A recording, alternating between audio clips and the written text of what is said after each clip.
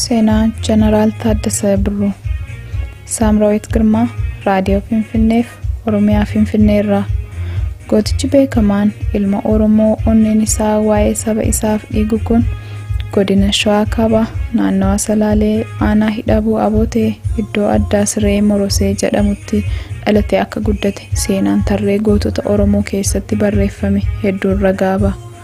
Jeneraal Taaddasaa Birruu akkuma ijoollee naannawaa isaa biroo ijoollummaan loon tiksaarra darbee umriin isaa yoo barnootaaf ga'u mana barumsaa amantii Ortodoksiitti afaan Gi'iziitiin barumsa amantii hordofuudhaan afaan Gi'izii barreessuuf dubbisuun kan yeroo itti hin fudhanne ture. Haa ta'u malee daa'imni kun abbaan isaa quuqama sabaa waan qabuuf yeroo lola Xaaliyaanii irratti duulee dirree waraanaa irratti wareegamee ture. Yeroo kana duuti abbaa isaa baay'ee isa gaddisiisee osoo jiru haati isaas rifaatuu abbaa manaa isheerraan kan ka'e abbaan manaa ishee du'ee guyyaa 80tti lubbuun isheellee darbuu danda'eera. Qormaanni jireenyaa walirratti leenca kana quunnamte akka inni barnoota isaa addaan kutuuf itti lallabde. Kanaa booda dargaggeessi jaalala maatii isaa dhandhamee hin quufne kun karaa abbaa isaa qabachuun Xaaliyaanii irratti duuluuf bosona akka gale dirree seenaa gootota Oromoo keessatti barreeffameera. Yeroo kanatti eessumni isaa Barnabaas Beekaa jedhamu waliin kutachuudhaan loltoota mataa ofii uummatanii biyya isaanii faashistoota irraa buusuuf gara hallayyaa Calanqootti kutan. Xaaliyaanonni meeshaa waraanaa ammayyaa fi loltoota saayinsii quufan qabattee waan hiriirteef falmiin ture caalmaa warra Xaaliyaaniif dhumte. Waraana sa'a 24 taasifameen Jeneraal Taaddasaan fa'aa naannoo holqa Fiincii jedhamtutti waamamtutti marfamanii harka laatan. Sana boodas akka qabamanii hidhamtoota baay'ee waliin gara Moqaadishootti ergaman. Achitti Jeneraal Taaddasaa Birruun hidhaa umrii guutuu akka itti murteeffamu taasifamee ture. Egaa umrii sanatti dararamuun faashistootaan abdii kan kutachiise osoo hin ta'e caalaatti jabina kennee fi seenaa uummanni Oromoo har'a akka warqeef meetiitti ilaalu kana dalaguu danda'eera. Akkuma Jeneraal Taaddasaan mana hidhaa faashistootaatii rakkoon hedduu isa dararteen biyyi Somaaliyaa harka Xaaliyaanotaatti baatee kolonii Ingilizitti kufte.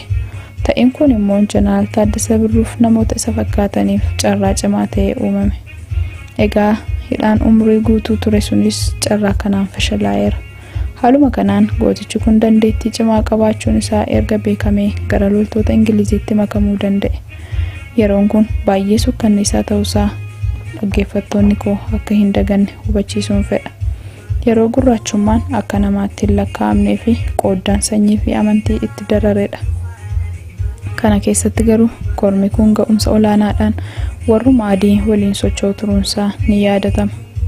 Kan namatti tolu fedhiif jaalala biyya isaatiif qaburraa kan ka'e loltoota sana keessaa gara raayyaa poolisii humna dafee qaqqabaatti jijjiiramee biyya isaatti deebi'e.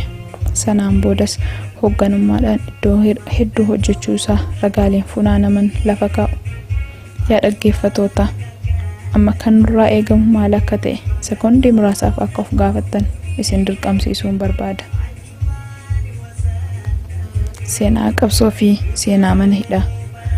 Qabsoo uummata Oromoo yeroo sanii waliin wal qabatee waldaan wal gargaarsa Maccaaf Tuulamaa akka hangafaatti ilaalamuusaa eenyuma jalaa waan dhokatu miti.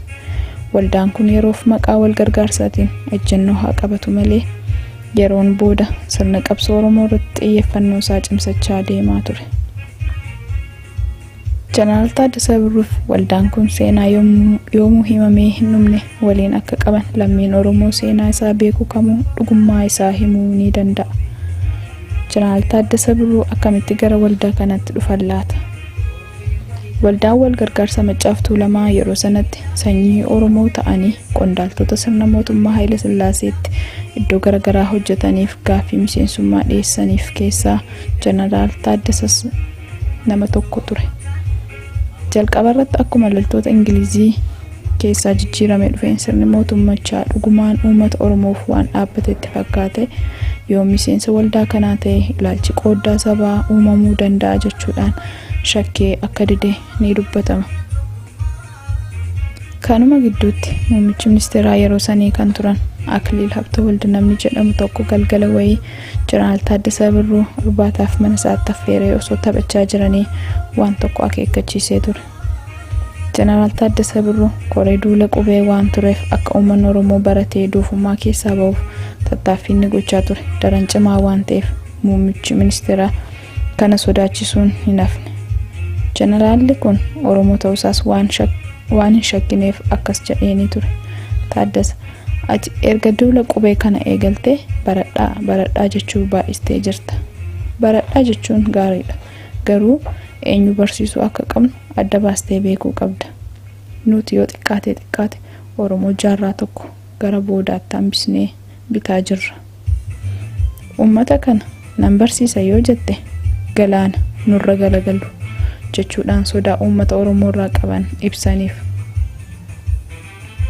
Kun immoo Jeneraal Taaddasaa Birruun gadoodhaan akka waldaa Maccaaftuu Lamaatti dabalamuuf karaa bal'aa bane.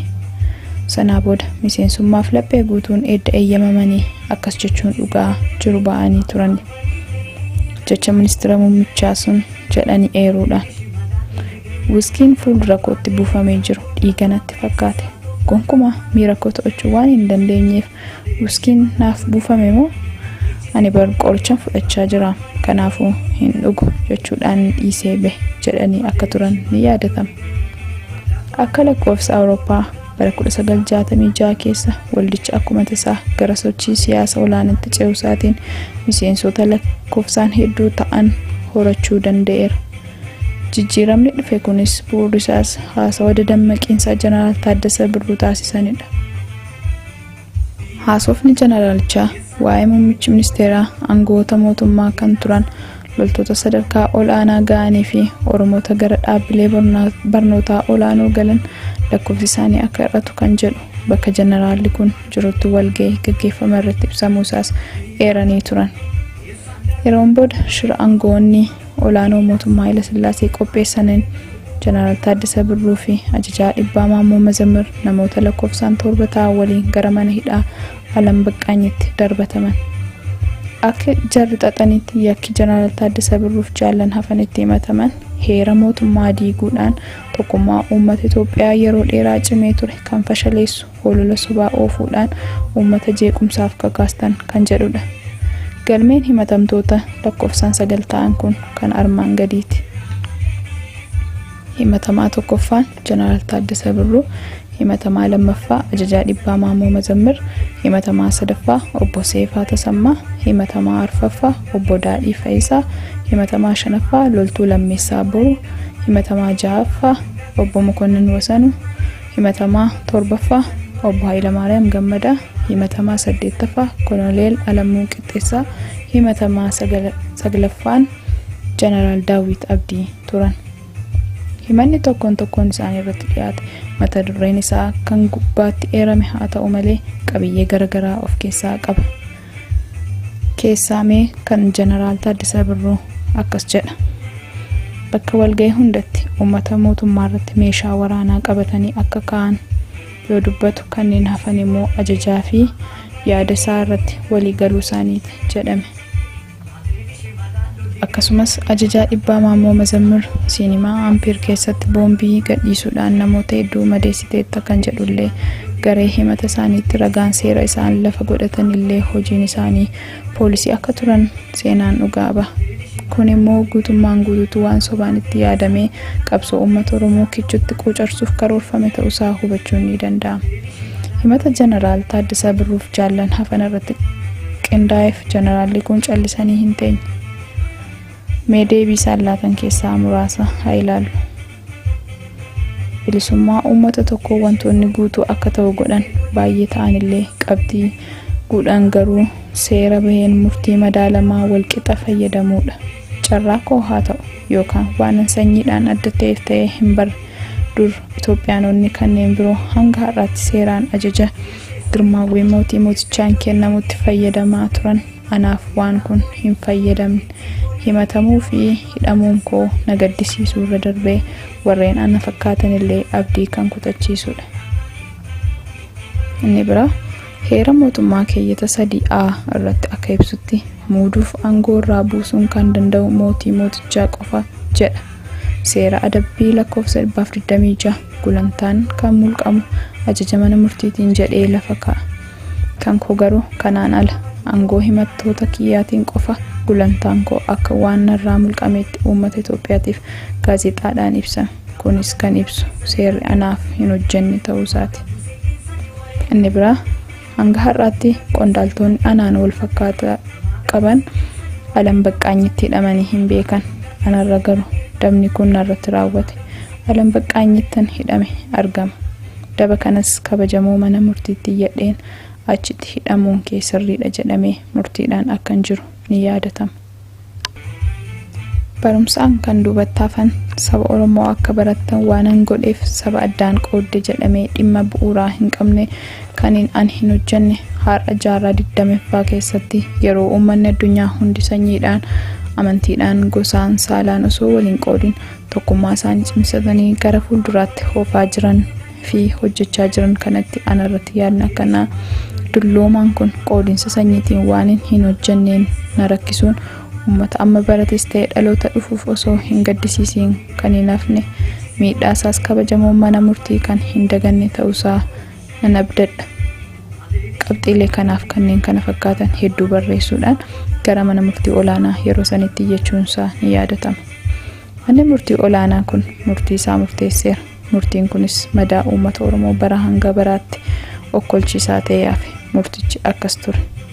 Jeneraal Taaddasaa Birruuf ajajaa dhibbaa Maammoo Mazammir du'aan akka adabaman kanneen hafan ja'an ammoo hidhaa cimaa waggoota garaagaraatiin akka hidhataman murtaa'e. Murtiin kan obbo Hayilamaariyaam Gammadaa sababa dhukkubsatanii mana yaalaa jiraniif bira darbamee yeroon booda akka irratti murteessan walii galan. Akkuma beekamu murtii du'aa kana mirkaneessuu mootii Haayila Sillaasee waan tureef kanneen biroo akkuma jirutti mirkaneesse kan Jeneraal Taaddasaa Birruu murtii du'aarraa gara hidhaa umrii guutuutti fooyyesse. Kunis kan ta'uu danda'eef jeneraalichi fonqolcha mootummaa Haayila Sillaasee irratti muddee 5 bara 1953 aggaamame ulaantummaadhaan kan fashaleesse waan ta'eef isa akka oolmaatti lakkaa'eefii jedhama. Murteen ajajaa dhibbaa Maammoo Mazammir akkuma itti cimeetti itti fufe. Walakkaa bara 1962 mana hidhaa Finfinneetti argamu Alam Baqqaany jedhamee waamamu keessatti akka fannifamee taasifamee ture.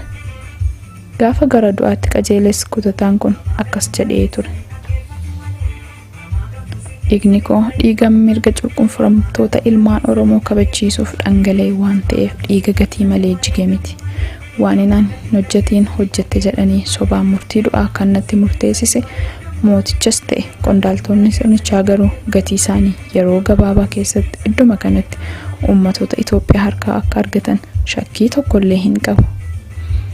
Yaa oolu yaa bulu malee mirgi uummata Oromoo dhiiga qabsaa'ota ilmaan isheetiin guutummaa guututti kabajamuun isaa waan hin hafne jechuun dubbii isaa dhumaa saba jaallatuuf jarreen shira xaxaniif dhaamee gara yommuu hin deebine sanatti sokke. Jeneraal Taaddasaa Birruu erga murtiin hidhaa umrii guutuutti jijjiiramee fi gara magaalaa Hararitti akka ergamee hidhamu taasifame. Baay'osoon turiin immoo mana hidhaa magaalaa Harar gara mana hidhaa Galamsootti jijjiirame. Kun immoo carraa addaa jeneraala kanaaf uummata Oromoof uume.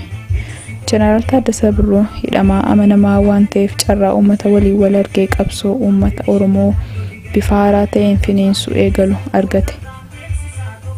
Haalli gaariin uumameef tokko immoo uummanni Harargee yeroo sana qabsoo diddaa gabrummaa finiinsaa waan jiraniif ture. Keessattuu gootichi ilmi Oromoo Ilamoo Qilxuu bosona carcar galuudhaan lammii isaa harka lagaarraa baasuuf tattaaffii cimaa gochaa yeroo jirudha. Jeneraal Taaddasaa Birruu quunnamtii isaa dhoksaan Ilamoo Qilxuu waliin gochaa uummaticha naannoo sanii amma akka baratanii fi gorsaaf tooftaa isaan barnoota amaleeffatan fayyadamaa turuu isaa manguddoonni ammallee lubbuun jiran ragaa bahu. Fulbaana 2 bara 1966 sirni Haayila Sillaasee waan kufeef dargiin Jeneraal Taaddasaa Birruuf hidhamtoonni biroos akka hiikaman ajaja dabarse. Ammallee sirni dargii uummataaf akka hin taane kan hubate jeneraalli kun cunqursaa yeroo dheeraaf uummata Oromoo irra ture fichisiisuuf qabsoo hidhannoo filatee bosonatti galuudhaan sirna dargii wajjin wal falmuu eegale. Gabroofamuun uummata isaa yoomuu boqonnaa kan dhawwate Jeneraal Taaddasaa Birruu osoo bilisummaa uummata isaatiif falmaa jiru bitootessa guyyaa 9 bara 1967 harka of tuultotaatti kufuun lubbuun isaa yeroo dhumaatiif lammii jaallatuuf dabarsee laate. Taaddasaan Du'us hojii boonsaa inni qomoo isaaf dalage bara hanga baraatti laphee uummata Oromoo keessa akka lallabdu shakkii hin qabu. Maddi barreeffama kanaa weebsaayitii oromiidiyaa.net waan dhaggeeffataniif galatooma.